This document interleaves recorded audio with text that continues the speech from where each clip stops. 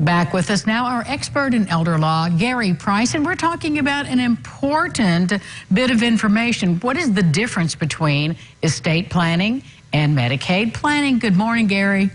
Good morning, Angie. Well, let's start with the similarities first. Yeah. Well, so usually when you think of estate planning, most people think of preparing a will or preparing a trust.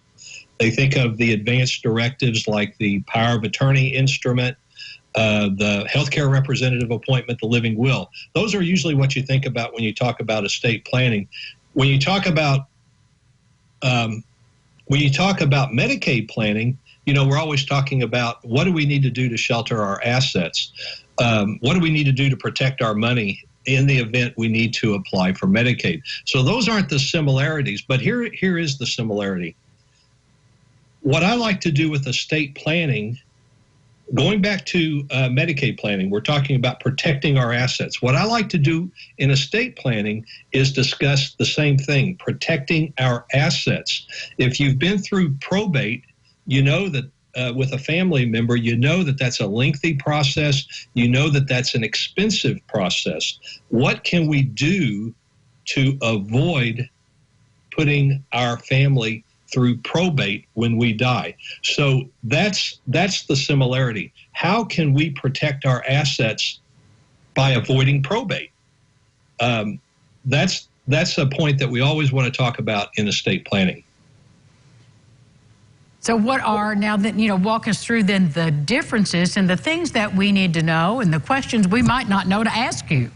Sure. So when we talk about protecting our assets from probate, here's what we're not talking about. We're not talking about changing ownership. You still have complete control of your assets, but there's a way that we can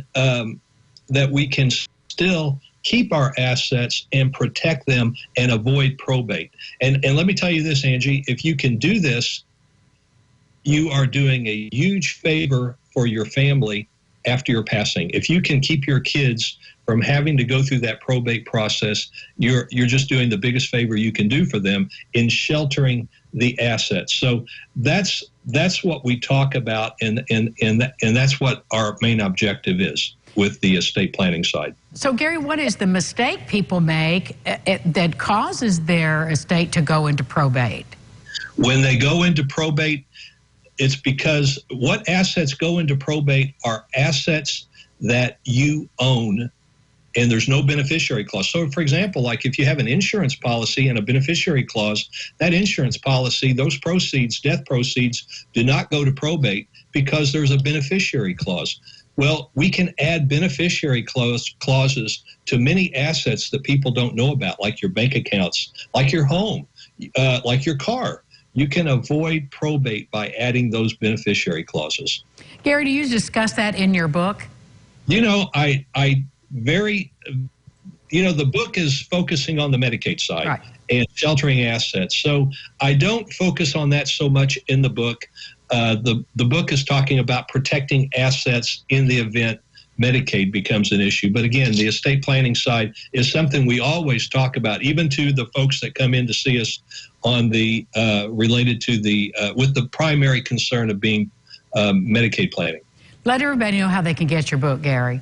Sure. So you call my office at 812-479-8721. We'll send you a copy of the book, Medicaid in Indiana. We'll send that to you, no charge. Always great to talk to you, Gary. Thanks so much for being with us today. Thanks, Angie. Good to see you. And Lifestyles will continue after this. Please stay with us.